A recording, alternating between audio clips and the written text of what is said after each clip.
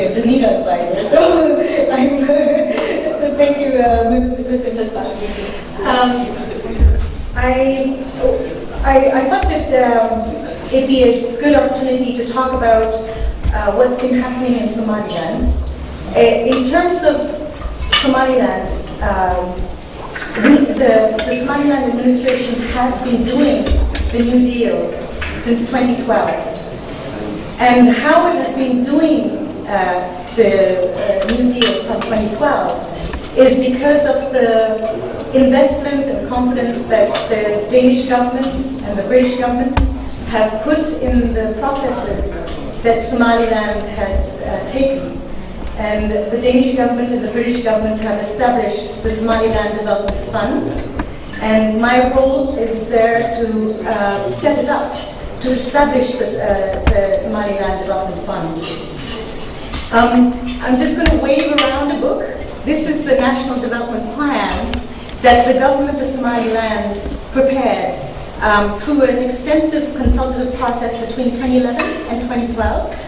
It included civil society and government and stakeholders from all around the country. Now, clearly, this is over $1 billion worth of investment that the government has identified as priorities. So, with the Somaliland Development Fund, currently, it is between 2013 and 2015. It's $52 million as a starting point. So what the government did, and what as a technical advisor we advised, was that the government had to mimic a budget process to prioritize the National Development Plan. And so what they did was the National Planning Commission for Somaliland, which is 15 ministers, universities, civil society, the central bank. They went through a process of prioritization, identifying which of the pillars in the National Development Plan, and then which of the sectors within the National Development Plan were priorities. So the National Planning Commission also had, the Ministry of National Planning and Development had regional consultations in the 6 regions of Somaliland, including districts. So they had both the bottom-up planning and the top-down planning. Now, the reason why the Somaliland Development Fund is different is because it is the government who makes the decision about where the funds go. So it's the National Planning Commission, through a prioritization process, who has identified what are the priority pillars in the National Development Plan, what are the priority sectors within the National Development Plan, and then what are the top 4 priority projects within those sectors. And they've met 8 times. They make the decision, and then a private sector fund manager then implements the projects. The way that it's also been designed is there's a bit of a carrot and stick. So if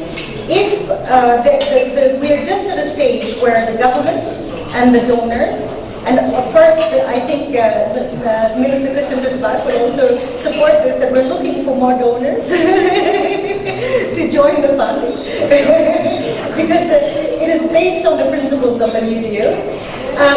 The donors and the government will agree on performance benchmarks, be it public financial management or public sector reform benchmarks. And if the government reaches those benchmarks, then we have an incentive fund so that more of the money from the Somaliland Development Fund will actually be controlled by the government to implement the projects that they want. So we're just at that stage.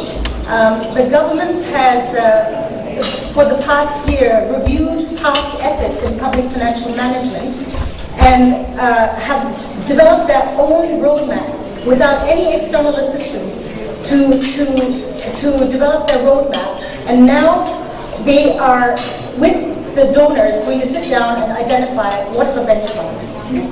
So this is an exciting time for Somaliland because they've identified the priorities, they've done it themselves, and now we're going to be identifying the benchmarks and working towards that. So the whole process of prioritization has informed the Somaliland special arrangement.